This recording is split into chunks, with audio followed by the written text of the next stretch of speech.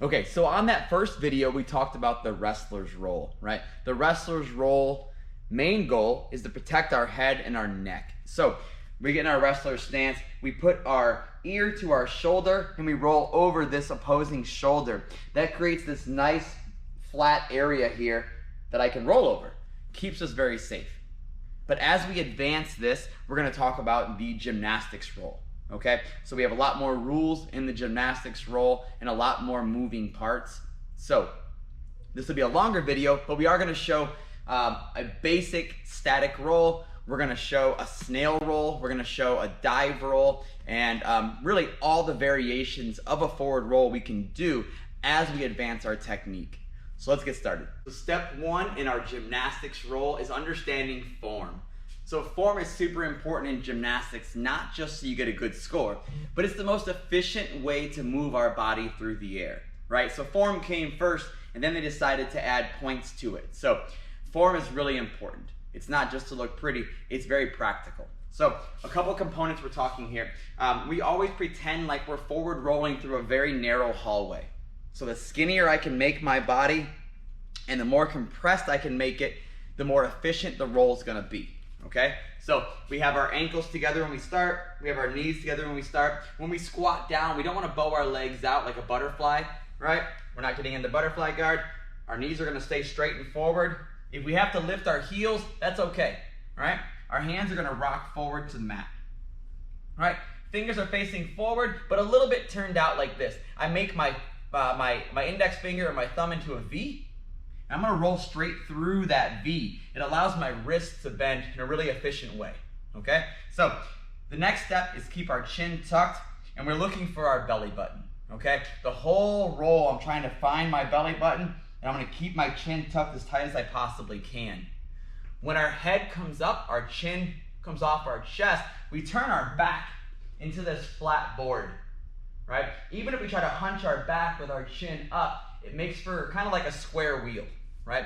We want to be a nice round ball as we roll, and that's going to help us get back to our feet faster, more efficiently, and more importantly, it keeps our head super safe, right? So tucking my chin to my chest, looking for my belly button, and I never put the forehead or the top of my head on the mat.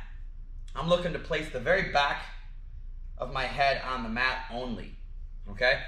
Strong arms are going to help this. We're going to slow our descent and control the forward roll. So it looks like this. Feet together, knees together, squat down, hands on the mat, making that V, looking for our belly button, right? We roll and we reach forward to help ourselves stand up.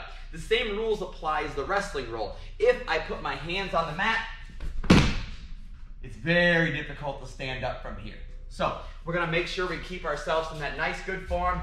Right? Ankles together, knees together, hips tight, butt squeezed, look for the belly button, make our V's, always reaching forward, and we stand up, right? Super basic, but a lot of moving parts. The goal here is to be able to do other jiu-jitsu things while we're doing our forward roll. So it's super important that we learn the body control necessary to keep ourselves from doing all the things that take away from that perfect roll, okay? As we start to increase our technique and we feel more comfortable on our hands, we start looking at bear crawl kick-up rolls and handstand forward rolls, right? So we're looking at doing these little tiny explosions that allow us to get more amplitude but still remain controlled the whole time. So we go into a little bear crawl. I'm going to kick up and hit a part of a handstand, lower myself down, finish my roll. Again, always reaching forward, always using our arms to protect our head. The slower I can lower myself to the mat, the less chance I have of bonking my head, tweaking my neck. So really important we use our arm strength. As we go further and further into this, we look at handstand forward rolls, right? And so we go all the way to our handstand, we hit our handstand, we lower ourselves down, putting the back of our head on the mat. Same form applies. Knees together, ankles together, hands reaching forward to help ourselves stand up, never on the mat, right? So handstand forward roll, we kick up to our handstand, we descend down, and we stand up, right? We get going further and further. We can talk about walking on our hands, right? Controlled descent, right? We keep making these more and more and more challenging. The next step is going to be to do a pike roll up, right? Pike roll up, we keep our legs straight the whole time, bring our knees to our chest, and we're going to actually slam our feet on the mat and bounce up off of our butt, right? Forward, we roll, we push ourselves all the way up, right? Definitely getting more and more advanced from there. Now we take it to our handstand forward rolls, right? So handstand, forward roll, pike up, we handstand, we roll, we pike our way all the way up, nice and tall.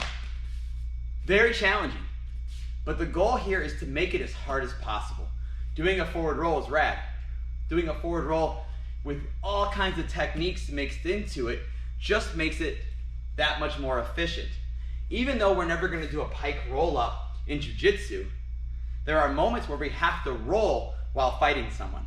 So if we can challenge ourselves by doing different techniques within our roll with nobody, it's going to make our grappling with gymnastics that much more efficient.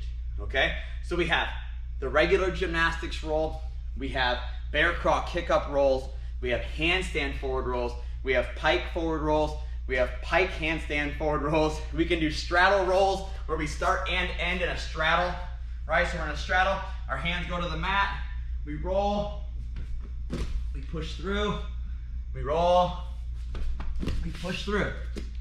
Okay, so lots of cool options for ways we can make our handstands, make our forward rolls that much more challenging. We talked at the very beginning about snail rolls. Now a snail roll is kind of a hybrid of a Granby roll, of a gymnastics roll, and a wrestling roll. It's probably the most literal thing we use gymnastics in jiu-jitsu. So it's one my guys do all the time. It's very, very effective, and it looks a little like this. We lay flat on our stomachs. Our arms go out to our side.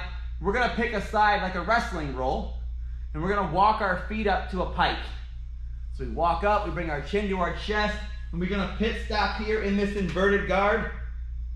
Then we slowly extend it out until we're flat back on our back.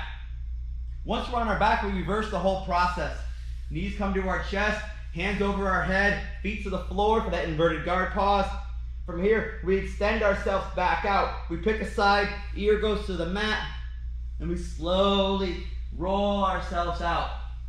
As we get better and better at this, we stop walking our feet up and start using our core to drag our toes on the mat. And that makes the roll happen.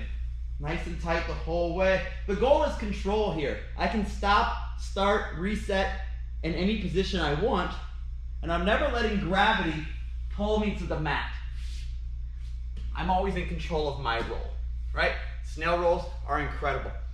Very challenging to figure out that core mechanics to get our butt up in the air. Once we figure it out, super, super relatable to jiu-jitsu. The last thing we're gonna talk about is dive rolls or cat rolls. So we're adding a bunch of amplitude, a bunch of velocity to our forward rolls. It's kind of like a hybrid dive handstand forward roll. And I say that because I want you to start catching the ground with your hands, right? I'm gonna jump to my hands and then lower myself down to the mat. Step, little jump, all right? I'm still gonna catch. Now we can do these two ways. We can do a dive roll like a gymnast with our knees together, right? Or we can do it like our wrestling roll, right? So we're gonna go a dive roll into a wrestling roll. Either way works just fine. They're a great thing to add into our line drills. It gets our guys feeling a little bit more comfortable with the roll, but it's definitely advanced. Anytime you leave the ground, you start taking more and more risks. So be careful, work your way up through our video series, and then try our cat rolls.